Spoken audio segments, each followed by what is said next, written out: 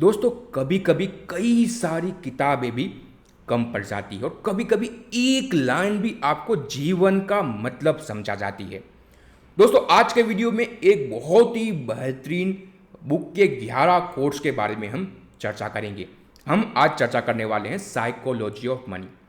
दोस्तों इस बुक के 11 कोट्स हमने आपके लिए सिलेक्ट किए हैं, उसके बारे में वीडियो में चर्चा करेंगे और इन 11 कोट्स के पीछे का क्या डीप मीनिंग है उसके बारे में भी हम वीडियो में समझने की कोशिश करेंगे।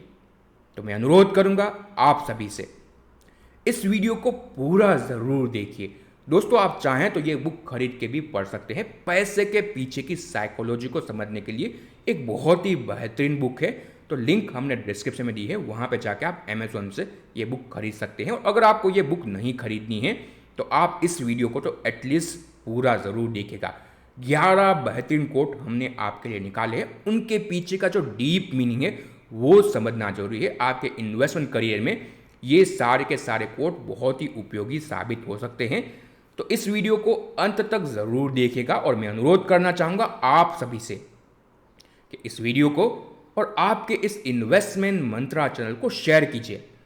अपने दोस्तों के साथ चैनल को शेयर कर सकते हैं, परिवारजनों के साथ आप चैनल को शेयर कर सकते हैं।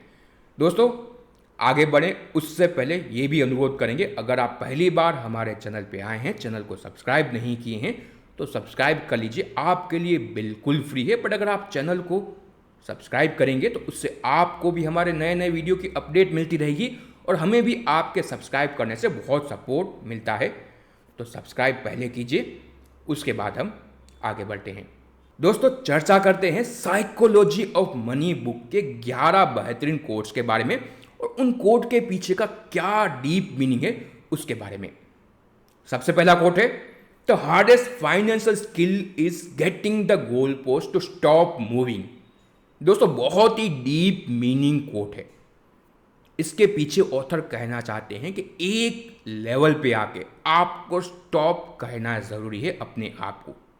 दोस्तों अगर आप रेस में लग गए, वेल्थ क्रिएशन की रेस में, तो फिर इसका कोई भी अंत नहीं है। आपने 100 करोड़ रुपए बना लिए बट आपके दोस्त ने 200 करोड़ बना लिए, तो अब आपको 200 करोड़ रुपए बनाने हैं।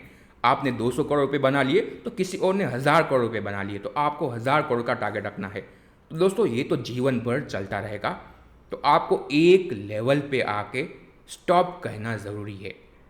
तो यहाँ पे ऑथर यही कहना चाहते हैं। दोस्तों दूसरे कोट की तरफ बढ़ते हैं, there are many things never worth risking no matter the potential gain. इसका मतलब क्या है? दोस्तों हमारे जीवन में कई ऐसे चीज़ें होती है जिसका कोई वैल्यू आप नहीं लगा सकते हैं, उसको कभी भी आपको रिस्क नहीं करना चाहिए, कितना भी बड़ा पोटेंशियल गेन आपको मिल रहा हो। जैसे कि आपका इमेज समाज में जो है, आपका जो नाम है, वो कभी भी आपको दाव पे नहीं लगाना चाहिए, कितना भी बड़ा सामने पोटेंशियल गेन आपको मिल रहा हो। तो सेम पे जो बड़ी बड़ी कंपनियां होती है उनके लिए जो ब्रांड इमेज होती है वो कभी भी रिस्क पे नहीं डालते हैं, कितना भी बड़ा उनको शॉर्ट टर्म में प्रॉफिट दिख रहा हो। तो ये ऑथर यहाँ पे कहना चाहते हैं कुछ ऐसी चीज़ें होती है हमारे जीवन में जो प्राइसलेस होती है और उसको कभी भी आपको रिस्क पे नहीं डालना चाहिए। दोस्तों तीसरे कोट की तरफ बढ़ते हैं, good invest is not necessary about making good decision, it's about consistently not screwing up. दोस्तों यहाँ पे ऑथर यही कहना चाहते हैं कि आप कंटिन्यूसली गलत चीज़ें मत करें तो भी आपका इन्वेस्टमेंट अच्छा रह जाएगा। दोस्तों कई बार लोग इन्वेस्टमेंट गलतियाँ ज़्यादा करते हैं, आप जितनी गलतियाँ कम करेंगे उतना ज़्यादा आपका चांस होगा सक्सेसफुल वेल्थ क्रिएशन में। दोस्तों आपको कुछ ही सही स्टेप लेने हैं अपने जीवन में सक्सेसफुल वेल्थ क्रिएट करने के लिए और बहुत ज़्यादा आपको केयरफुली काम करना है और कंटिन्यूसली गलत डिसीजन नहीं लेने हैं। दोस्तों लोग ट्रेडिंग में फंस जाते हैं और फिर वहाँ पर लॉस रिकवर करने के लिए और भी ज़्यादा ट्रेडिंग करते हैं और कंटिन्यूसली ये करते रहते हैं और इवेंचुअली बैंकरप्ट हो जाते हैं। तो दोस्तों investment is not about making good decision, it's about not making continuously bad decision. यहाँ पे ऑथर ये कहना चाहते हैं अपनी गलतियाँ कम करें तो भी आप एक बड़ी वेल्थ बना लेंगे। दोस्तों चौथा कोट है, the ability to do what you want when you want with who you want for as long as you want is priceless. It is the highest dividend money can pay. दोस्तों, पैसों से आप अपना समय खरीद सकते हैं, ये ऑथर यहाँ पे कहना चाहते हैं। दोस्तों, समय ये एक प्राइसलेस थिंग है। जो बड़े बड़े वेल्थी लोग हैं वो कितने भी पैसे देने के लिए रेडी है अगर उनके जीवन में वो अपने समय को बढ़ा पाए। तो दोस्तों, ये जो समय है आप उसको कैसे व्यतीत करना चाहते हैं, किसके साथ व्यतीत करना चाहते हैं, ये आपको इंडिपेंडेंस मनी प्रोवाइड करती है। तो मनी का क्या इंपॉर्टेंस है, वो आपको इंडिपेंडेंस प्रोवाइड करती है कि आपके समय को आप अपने हिसाब से यूज़ कर सकते हैं। तो पैसे का सबसे बड़ा यूसेज यही है कि वो आपको आपके समय पे कंट्रोल प्रोवाइड करता है। वहाँ पे ये ऑथर कहना चाहते हैं। दोस्तों, 5वां quote, spending money to show people how much money you have is the fastest way to have less money. दोस्तों, कई सारे लोग दिखावे में ही अपना पैसा गवा देते हैं। अपने पड़ोसी को दिखाना है मेरे पास कितनी बड़ी कार है, मेरे पास कितना बड़ा घर है, मैं यहाँ पे घूमने जा रहा हूँ, मैं इस रेस्टोरेंट में जा रहा हूँ। दोस्तों, लोगों को दिखावा करने में कई सारे लोग बैंकरप्ट हो जाते हैं।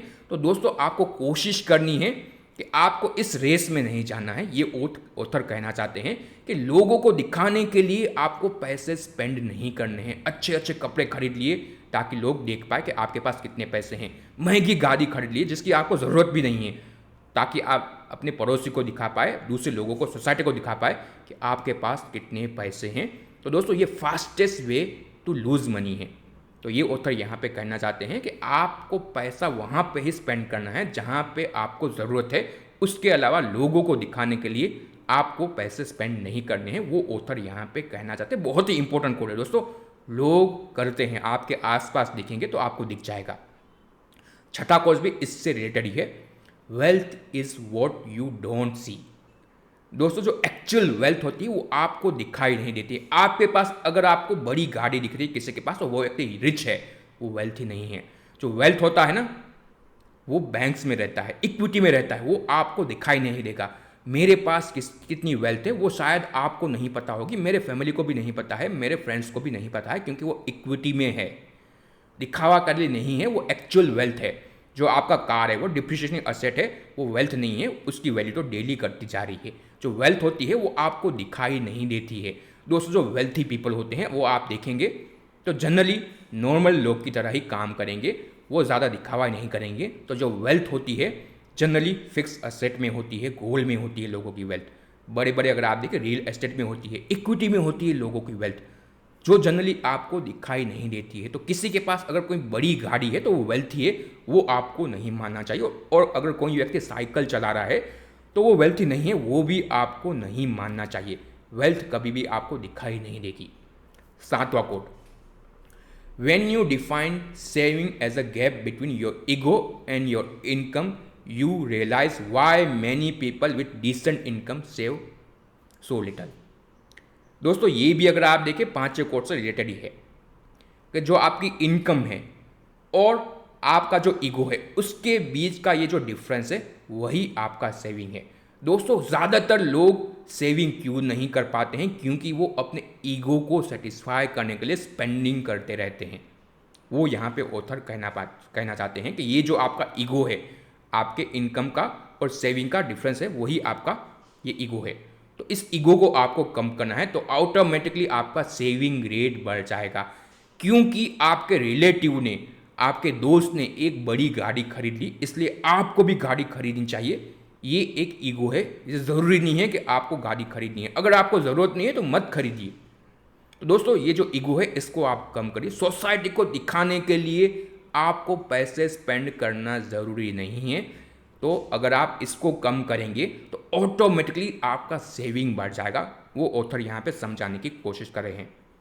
दोस्तों, अगला कोट है, things that have never happen before happen all the time. ये भी एक बहुत ही डीप मीनिंग कोट है।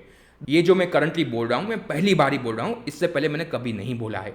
तो things that never happen happens all the time, ये ऑथर कहना चाहते हैं। आप रिस्क को डिटेल में समझने की कोशिश कीजिए। जो हिस्ट्री में हो गया वो तो रिस्क फ्यूचर में भी आ सकता है, बट कई ऐसे रिस्क हैं जो कभी हुए ही नहीं है, वो भी आ सकते हैं। दोस्तों, करंटली यूएस मार्केट डिफॉल्ट करेगा नहीं करेगा, यूएस गवर्नमेंट डिफॉल्ट करेगी नहीं करेगी, ये डिबेट चल रहा है। कई सारे लोग कह रहे हैं कि यूएस गवर्नमेंट कभी भी डिफॉल्ट नहीं कर सकती है। दोस्तों कई बार हिस्ट्री में ऐसे इवेंट हुए हैं जो पहले कभी भी नहीं हुए हैं। कोविड कभी हुआ था, कभी पहले कोविड नहीं हुआ था। 2008 का फाइनेंशियल क्राइसिस उससे पहले कभी हुआ था, वो कभी भी नहीं हुआ था। ये जो ब्लैक स्वॉन इवेंट होती है उसको ब्लैक स्वॉन इवेंट इसलिए कहते हैं कि उसका कोई भी प्रेसिडेंस नहीं है और आगे भी ऐसे इवेंट होते रहेंगे, तो आपको ऐसे सरप्राइज के लिए हमेशा रेडी रहना पड़ेगा। दोस्तों ये जो इवेंट होते हैं ब्लैक स्वॉन इवेंट, वो कंटिन्यूसली फ्यूचर में भी होते रहेंगे। फ्यूचर में क्या होगा वो कहना किसी के बस की बात नहीं है। तो आप हिस्ट्री से डेफिनेटली लेसन लेंगे, बट हिस्ट्री कंटिन्यूसली रिपीट करेगी, ये आप मत समझिए। फ्यूचर में ऐसे भी अनप्रिडिक्टेबल इवेंट होंगे जो आपने कभी नहीं सोचे हैं, यही ऑथर यहाँ पे कहना चाहते हैं। दोस्तों अगला कोट थोड़ा बड़ा कोट है। Successful investment demands a price but it's not currency, it's a volatility, fear, doubt, uncertainty and regret, all of which are easy to overcome until you are dealing with in real term। तो दोस्तों ये successful investment होती है, उसके पीछे एक बड़ा price है और ये प्राइस पैसा नहीं है, ब्रोकरेज नहीं है, ये प्राइस है वॉलेटिलिटी को हैंडल करना, अपने फियर को कंट्रोल करना, अपने सेल्फ डाउट को कंट्रोल करना, अनसर्टेनिटी को हैंडल करना और रिग्रेट को भी हैंडल करना।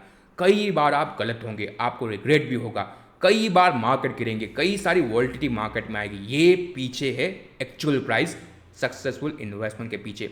और दोस्तों ये कहना इजी है कि ये सारी चीज़ें होंगी, बट जब एक्चुअल में होता है, जब आप खुद इससे डील करते हैं, तब आपको पता चलेगा कि इसके पीछे कितना बड़ा प्राइस है। जब मार्केट 50% गिर जाएगा, जब आपका पोर्टफोलियो 70% गिर जाएगा, तब आपको पता चलेगा अनसर्टेनिटी क्या होती है, फियर क्या होता है, डाउट क्या होता है।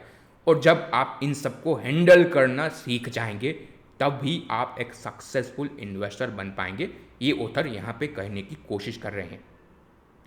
दोस्तों अगले कोट की तरफ बढ़ते हैं। Beware taking financial clue from people playing different game than you are.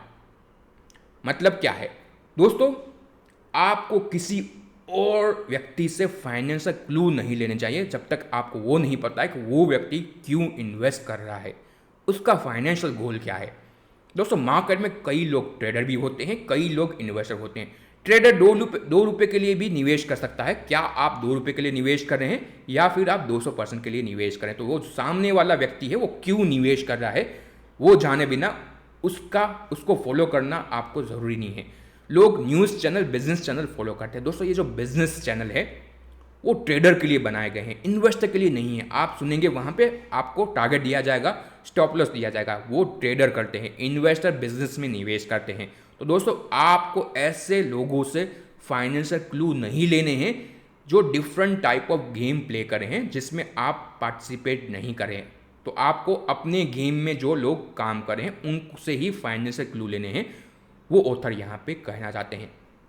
दोस्तों आखिर का जो कोट है, growth is driven by compounding which always takes time, destruction is driven by single point of failure which can happen in second, and loss of confidence which can happen in instant. दोस्तों ये एक deep meaning quote है। Market में क्यों बहुत बड़ा correction बहुत ही quickly आ जाता है, क्योंकि जो ये कंपाउंडिंग प्रोसेस है वो लॉन्ग टर्म प्रोसेस है। शेयर रातों रात 2 गुना, 4 गुना, 5 गुना नहीं होता है, क्योंकि बिजनेस को ग्रो करने में समय लगता है। बट दोस्तों बिजनेस को फेल होने में समय इतना नहीं लगता है। दोस्तों एक बहुत ही बड़े शहर को बनाने में 5, 10, 15 साल लग जाते हैं, बट हम जानते हैं हिरोशिमा और नागासाकी में क्या हुआ, 1 सेकंड में ही पूरे के पूरे दोनों के दोनों शहर एटम बम के कारण डिस्ट्रॉय हो गए। दोस्तों ये डिस्ट्रक्शन बहुत ही क्विक सेकंड में हो जाता है। तो मार्केट में जब डिस्ट्रक्शन आता है, कोई बड़ा इवेंट होता है, तो वो मार्केट को शेक कर देता है। इसलिए बड़ा डीप करेक्शन हमने देखा था रिसेंटली कोविड में, क्योंकि एक अनप्रिडिक्टेबल इवेंट आ गई जिसके बारे में किसी ने कभी भी नहीं सोचा था और कॉन्फिडेंस लोगों का हिल गया इंस्टेंटली। लोग ये भी मान रहे कि दुनिया बचेगी नहीं बचेगी, ये भी लोगों को नहीं पता था उस समय पे। ये जो कॉन्फिडेंस आना जाना बहुत ही इंस्टेंट प्रोसेस होता है, जबकि कंपाउंडिंग है वो बहुत ही स्लो प्रोसेस हो। यही बड़ा रीज़न है कि लोग इक्विटी मार्केट में कभी बड़ी वेल्थ नहीं बना पाते हैं, क्योंकि ये जो कंपाउंडिंग का प्रोसेस है ये लंबा प्रोसेस है। 15 साल, 20 साल, 25 साल का प्रोसेस है, जिसके सामने जो डिस्ट्रक्शन का प्रोसेस है, एक छोटी सी न्यूज़ आ गई और 30%, 50% शेयर गिर गया है। तो उसको हैंडल करना बहुत मुश्किल होता है, जबकि इसके सामने शेयर धीरे धीरे धीरे धीरे बढ़ता है। तो अगर आप देखें, ये एक डीप मीनिंग कोट है कि कंपाउंडिंग लॉन्ग टर्म प्रोसेस है, डिस्ट्रक्शन बहुत ही क्विकली हो जाता है, कॉन्फिडेंस बहुत ही क्विकली चला जाता है। तो इसको भी आपको समझना ज़रूरी पड़ेगा। इसलिए जो पिछला जो कोट था कि volatility, fear, doubt, uncertainty, regret, ये सारे के सारे पहलू हैं इन्वेस्टमेंट के। इसको आपको हैंडल करना सीखना पड़ेगा, तभी जब मार्केट में ऐसे ब्लैक स्वॉन इवेंट आएंगे तो उसको आप टैकल कर पाएंगे और लॉन्ग टर्म में बने रह पाएंगे। तो दोस्तों, ये 11 कोट है जो आपको इन्वेस्टमेंट और पर्सनल लाइफ में बहुत कुछ सिखा सकते हैं। तो आपको ये कोट कैसे लगे, उसके बारे में अपने अभिप्राय कमेंट बॉक्स में ज़रूर बताइएगा। सिमिलर कोट हमने दूसरी बुक्स पे भी बनाए हुए हैं, तो उन दोनों के दोनों वीडियो के लिंक भी हमने डिस्क्रिप्शन में प्रोवाइड किए, वो भी आप ज़रूर देखिए। उनमें से भी बहुत कुछ आप सीख सकते हैं। और इसके साथ साथ अनुरोध करेंगे कि अगर आपने यहाँ तक आके चैनल को सब्सक्राइब नहीं किया है तो इन्वेस्टमेंट मंत्रा को सब्सक्राइब कीजिए, बेल आइकन को दबाइए, ताकि जब भी हमारा नया वीडियो आए आपको नोटिफिकेशन मिल जाए। Thank you for watching. जय हिंद, जय महाकाल।